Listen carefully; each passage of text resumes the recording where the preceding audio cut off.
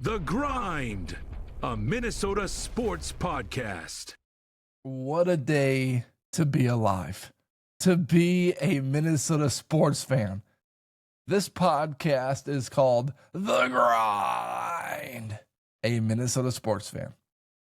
And there's a reason for it. Because being a Minnesota sports fan is an absolute grind. Every day you wake up and you have no idea what you're about to get hit with. And yesterday, August 13th, the Minnesota Twins owners hit us with an absolute beauty. A beauty that I would say isn't even surprising. It's sad, it's depressing. Let's read it together. A letter from the Pohlad family. For more than 4 decades, our family has had the privilege of owning the Minnesota Twins. This franchise has become part of our family story, as it has for our employees, our players, this community, and Twins fans everywhere. Over the past several months, we explored a wide range of potential investment and ownership opportunities. Our focus throughout has been on what's best for the long-term future of the Twins. We have been fully open to all possibilities. After a detailed and robust process, our family will remain the principal owner of the Minnesota Twins.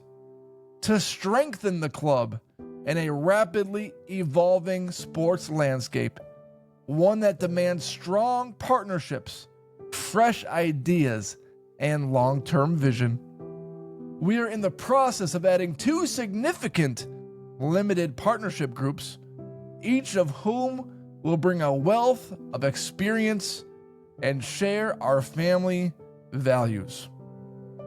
We see and hear the passion from our partners, the community, and Twins fans. That passion inspires us. This ownership group is committed to building a winning team and culture for this region, one that Twins fans are proud to cheer for. A letter from the Pohlad family to the Star Tribune. Just when you think the Pohlads couldn't get any more Pohlad, they do something like this and perform another action that describes the Pohlads. Dumbassery. And the Minnesota Twins ownership group will remain with 2 limited partners, and that's the letter that they share. Let's break down this letter. A few things stick out to me. We have been open to all possibilities. But right before that, it says, our focus throughout has been on what's best for the long-term future of the Twins. That is the biggest pile of garbage that you could ever read anywhere. Because their best option and their focus has been on what is best for the Pohlad family, as it would be for anybody. If they received an offer that they wanted from another ownership group trying to take control of the Twins, they would not be owners of the Minnesota Twins today. And they would not be doubling down on their ownership as the Twins. And another part sticks out to me in this written piece by their agent.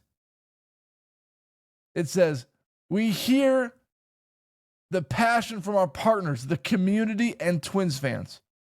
The ownership group is committed to building a winning team and culture for this region, one that Twins fans are proud to cheer for. I thought it was horrible, disgusting, embarrassing, no way. Shameful.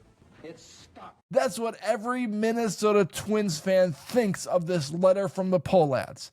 It stinks. And for years, it's been, when will the Pohlad family sell?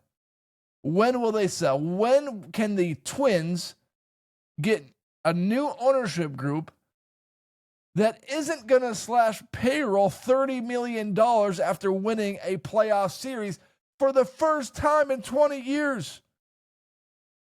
Well, it's not going to be today or tomorrow or very soon, it would appear. And it's frustrating to see the Pohlads list the team for sale, create a glimmer of hope in the fans' minds, and then to back off of it when they didn't get the offer that they were hoping to land. But now you look at what's next for the Twins. What's next? What is the goal now for the Twins? What could we expect as fans? And there's only one way Twins fans are going to forgive. They won't forget. Only one way Twins fans will forgive is if these minority owners, these minority partners, these new limited partners bring a whole bunch of dough to the plate. It says, we are in the process of adding 2 significant limited partnership groups, each of whom will bring a wealth of experience and share our family values. I don't really care if they bring a wealth of experience, as long as they bring a wealth. And what are the Pohlad family values? Is that available? What are the Pohlad family values? Is it to make as much money as possible? The Pohlad family core values instilled by Carl and Eloise Pohlad are integrity, humility, empathy, respect, teamwork, and involvement. Okay. Those are good family values. But where are they in the empathy value? A deep understanding of others' experiences and perspectives is a cornerstone of their values. They are about to understand completely how Minnesota Twins fans are feeling the rest of the season when the ballpark is empty. Twins attendance this year has been poor. The only really big attendance they had was when Nelly appeared and performed after a game. But they have angered the Twins fan base so much that there is no trust left. But I will say this. When you're an owner of anything, you can do whatever the hell you want. And the Pohlads have made it very clear that they are going to do whatever the hell they want. They have made it clear that they don't give a rip what you think or how you think the club should be run. They are going to do whatever they want because they have FU money. And they have been performing as owners that have FU money for the last 2 years. 20 months ago, the Twins won their first series in 20 years. And now, payroll was got slashed. And I don't fully disagree with their decision to trade everybody, because the Twins weren't going anywhere this year. And actually, after they traded everybody, the team actually became more entertaining, more blue collar, more focused on the tiny details. And it's actually been entertaining baseball to watch or to follow. Shipping Carlos Correa wasn't the wrong decision. But with that being said, you can't go into next season without paying players this winter. You need to find attractive players that want to play for a paycheck on the Minnesota Twins. And you've got to give them a paycheck worth coming to Minnesota for. And with that being said, we also have to remember our last championship in Minnesota was 1991 and 1987. The Pohlads, different Pohlads, but the Pohlads. So as frustrating as it is to see these stories continue, hopefully they felt so much anger towards them. And hopefully they will feel the disappointment in the ticket sales and the season memberships not being renewed, that it will actually make them want to do something significant. That they'll actually look to add players via free agency or trade this offseason to bring in legitimate ball players. And they did pay Carlos Correa. So I'm sure that's what they're saying. We pay Carlos Correa. We did pay players. We did bring people in. You still slash the payroll by $30 million. You let your best arms walk out the window. And baseball is heavily reliant on having arms that can pitch. And this is what we're left with. So hopefully things change in a positive direction for the Minnesota Twins with these new minority owners. Hopefully they bring their wealth to the table and can buy some players. Dallas Turner, the Minnesota Vikings first round pick from last season, had an underwhelming rookie campaign, and throughout the offseason, we've seen so many different reports of how he just looks quick and fast and big and huge and strong and tough, like the first round pick that you drafted him to be. And he's had a lot of hype this offseason. And Paul Allen, the voice of the Vikings, who's been on this show a number of times, voiced some interesting thoughts about Dallas Turner on his KFAN radio show 9 to noon. But first, let me tell you about 5 Star Bath Solutions of Minneapolis, because they transformed our bathroom in 48 hours, and that's their promise for you. 5 Star Bath Solutions of Minneapolis remodeled our floor, our shower, our tub, our surround, our sinks. We went from a single to a double, our vanity, countertops, and mirror, all in 48 hours. We did not have to cram into our teeny tiny bathroom for 8 weeks while this project got done.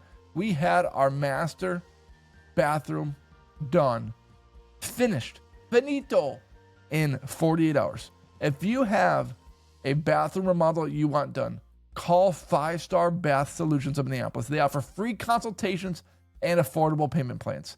5 Star Bath Solutions of Minneapolis. Okay. Dallas Turner. Paul Allen. Here's what PA had to say about Dallas Turner. What do you do with Dallas Turner? I'm just going to lay it out like that. What do you do with Dallas Turner? Where do you play him? How much do you play him? Do you care that he was a first-round pick? Do you care that Gabriel Murphy is outperforming him in training camp and the Texans game? Do you care that O'Connell came into the Texans game really, really excited to watch the Dallas Turner performance. I certainly can't say the head coach of the Vikings thought it was a bad performance. I wouldn't know. I just know that there wasn't a lot said about Turner after the Texans game. And there was a lot said about Gabe Murphy. So I guess that would be the potential proverbial dark cloud on the horizon. Paul Allen is the voice of the Vikings.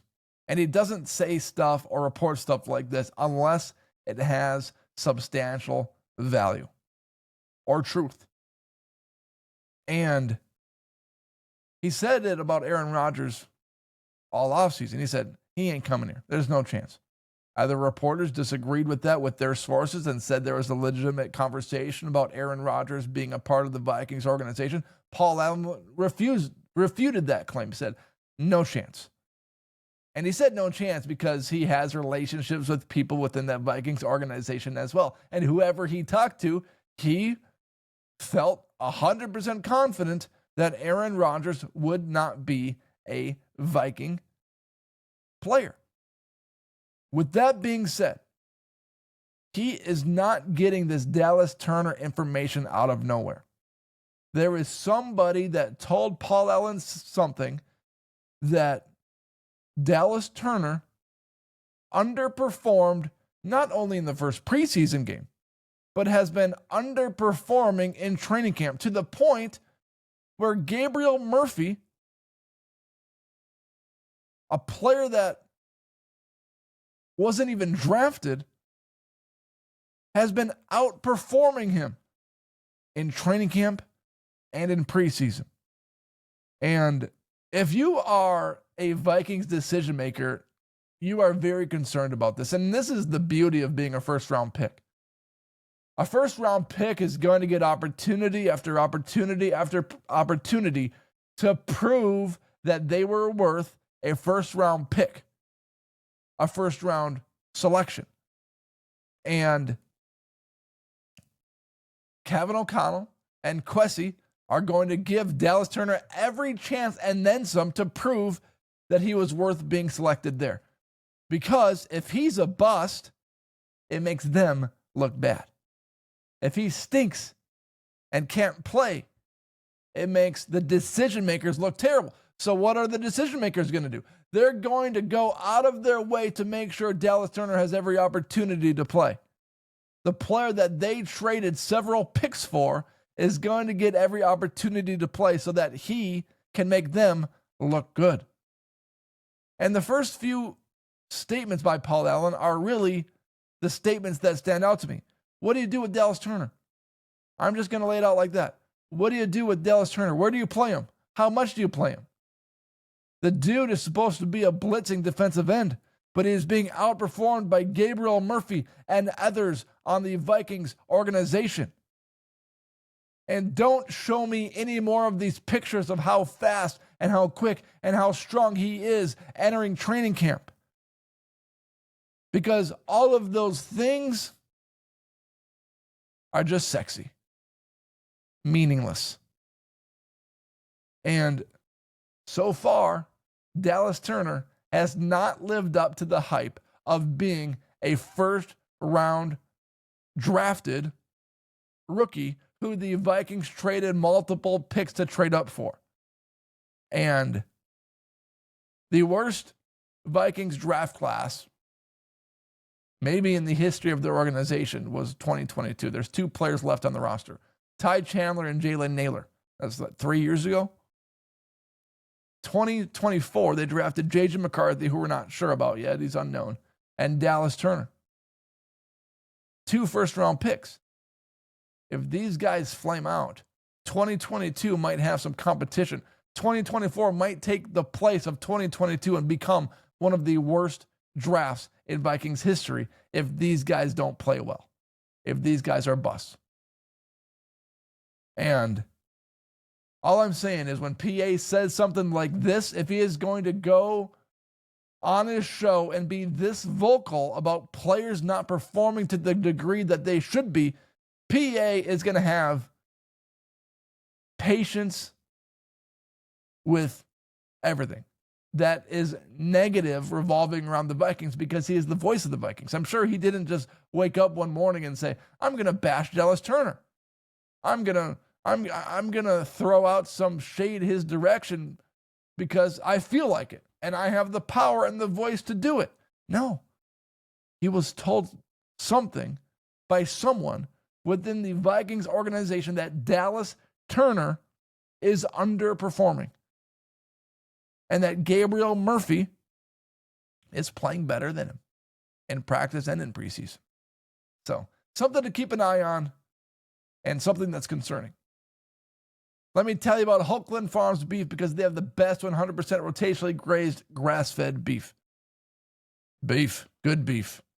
Financially responsible beef. And responsible eating too. Hochland Farms beef. You look at their prices per pound for steaks, chuck roast, hamburger, ribs, and more. And it's like over $4 a pound, barely. You go to the grocery store for the same stuff, it's like $9 to $10 a pound. Hochland Farms beef makes the most sense. Contact Jared at 952-491-1541, 952-491-1541. And Jared will give you a little discount on your first order if you tell him Tim sent you. 952-491-1541.